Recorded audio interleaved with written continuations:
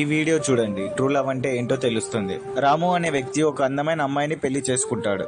ఆమె అంటే అతనికి చాలా ఇష్టం.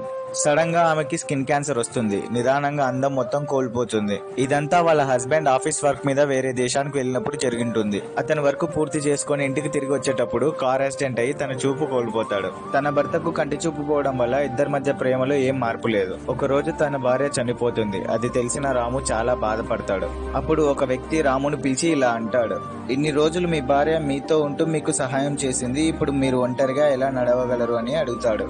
అప్పుడు రాము ఆ వ్యక్తితో ఇలా అంటాడు, నాకు కంటి చూపు పోలేదు. నా భార్యకు నేను చూడగలను అని తెలిస్తే తనకు వచ్చిన స్కిన్ క్యాన్సర్ డిజీజ్ కన్నా తన నా పరిస్థితిలో చూసి ఎక్కడ అసహించుకుంటానో అనే బాధే తనకి ఎక్కువ ఉంటుంది. తనను నేను అందం చూసి ప్రేమించలేదు, తన మంచి మనసును చూసి ప్రేమించాను. అందుకే కార్ యాక్సిడెంట్ లో నా కళ్ళు పోయాయని అబద్ధం చెప్పాను అని రాము ఆ వ్యక్తితో అంటాడు.